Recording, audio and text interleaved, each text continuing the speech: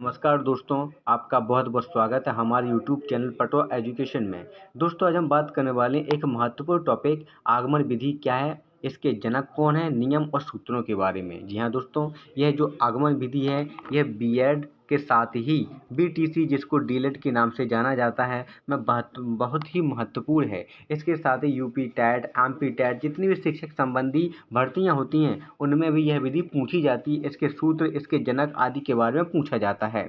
और जबकि यहाँ पे बीएड और डीएलएड वाले जो एग्ज़ाम्स होते हैं उसमें यहाँ पे इससे संबंधित क्वेश्चन भी आते हैं जो 2 नंबर के, 3 नंबर के और 4 नंबर तक के यहाँ पर होते हैं। तो दोस्तों, आज हम इस वीडियो के अंतर्गत आगमन विधि क्या है, आगमन विधि के जनक, आगमन विधि के सूत्र और नियम को कवर करने वाले हैं। तो दोस्तों, वीडियो शुरू करने से पहले अगर आप हमारे यूट्यूब चैनल पर पहली बार आए हैं तो हमारे यूट्यूब चैनल को सब्सक्राइब करें और बेल आइकन जरूर दबा लें। तो दोस्तों, आइए शुरू करते हैं आगमन विधि क्या है।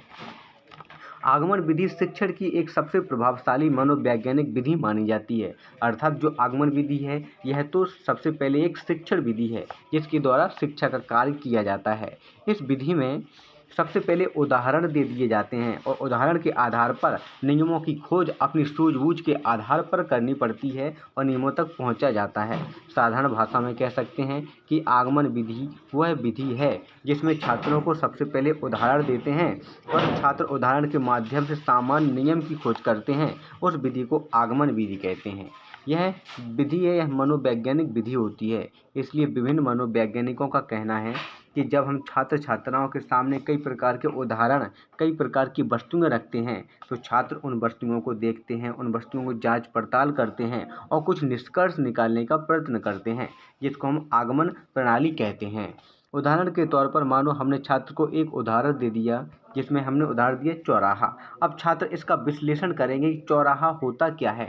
चौराहा का विश्लेषण करने पर पता चला चौराहा 4 रास्तों का एक समूह होता है। इसके अंतर्गत अब पहला पद इसमें पता चला 4 रास्तों वाला। चौ मतलब चौ इसमें पता चला, चौ मतलब 4। यह पद कैसा है, संख्यावाची। और दूसरा पद क्या है, राह, राह मतलब राह है ना। तो दूसरा पद कैसा है, विशेष। तो दोस्तों, इससे हमें नियम निकाल दिया। क्या नियम बन गया कि पहला पद क्या होता है, संख्यावाची होता है और दूसरा पद कैसा होता है, यहाँ पे विशेष होता है। तो दोस्तों, उदाहरण मिला, उदाहरण का हमने विश्लेषण किया और विश्लेषण करके नियम निकाल दिए। तो दोस्तों, यह क्या हो गया, अपनी आगमन विधि होगी। अब दोस्तों आते हैं आगमन विधि के जनक। आगमन विधि किसने दी, इसके जनक कौन है। आगमन विधि शिक्षण की एक प्राचीनतम, बहुत प्राचीन विधि है और वर्तमान में भी प्रचलन में उपयोग में लाई जाती है, जिसका प्रयोग ज़्यादातर उच्च कक्षाओं के लिए होता है क्योंकि यहाँ पर सूझबूझ की आवश्यकता अधिक होती है। आगमन विधि के प्रतिपादक अरस्तु हैं जो यूनान के एक महान दार्शनिक और सिकंदर तथा प्लेटो के गुरु भी थे। अब हम इसके पश्चात देख लेते हैं आगमन विधि के सूत्र। आगमन विधि के सूत्र कई महत्वपूर्ण एग्जाम्स में पूछे जाते हैं और यह यहाँ पर बहुत ही सिंपल तरीके से आप समझ पाएंगे। आगमन विधि का पहला सूत्र होता है ज्ञात से अज्ञात की ओर। यहाँ दोस्तों, पहला सूत्र होता है ज्ञात से अज्ञात की ओर। आगमन विधि का पहला सूत्र ज्ञात से अज्ञात की ओर होता है।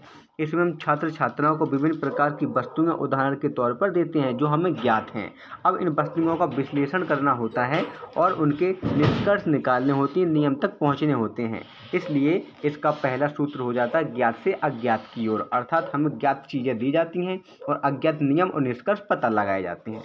दूसरा होता है इसका सूत्र विशिष्ट से सामान्य की ओर। अर्थात आगमन विधि विशिष्ट से सामान्य की ओर क्रियाविधि पर कार्य करती है, जिसमें पहले विशिष्ट उदाहरण दिए जाते हैं और सामान्य नियम की खोज हमें विश्लेषण के आधार पर करना पड़ता है।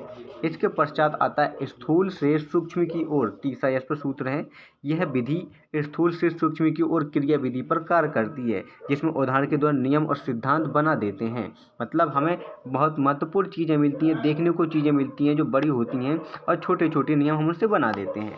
उदाहरण से नियम की ओर, इसमें उदाहरण के आधार पर नियमों की उत्पत्ति की जाती है। तो दोस्तों, यह महत्वपूर्ण हो गए सूत्र जो बार बार एग्जाम्स में पूछे जाते हैं। ऐसे पूछे जाते हैं कि सूक्ष्म से स्थूल की ओर यह सूत्र किस विधि के अंतर्गत आता है, तो आगमन विधि के अंतर्गत आता है।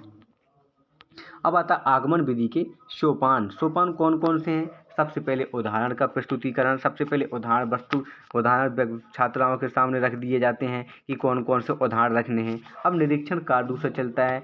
उदाहरणों का निरीक्षण होता है, छात्र छात्राओं के सामने जो उदाहरण प्रस्तुत किए गए हैं उनका विश्लेषण होता है और बालक विश्लेषण करके एक दूसरे से प्रश्न भी पूछते हैं और सामान्य तत्वों की खोज भी करते हैं। इसके बाद आता है सामान्यीकरण।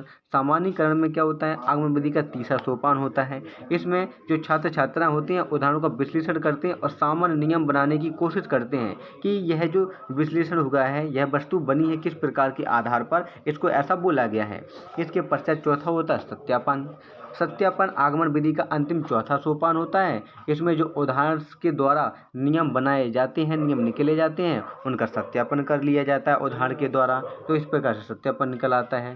तो दोस्तों इस प्रकार से यहाँ पर जो आगमन विधि के नियम हैं, सूत्र हैं, सोपान हैं, इन सभी का यहाँ पर आपने अध्ययन किया और इसको समझा। आशा करता हूँ आपको वीडियो अच्छा लगा होगा, इसलिए चैनल को सब्सक्राइब कर लें, वीडियो को लाइक कर दें। धन्यवाद।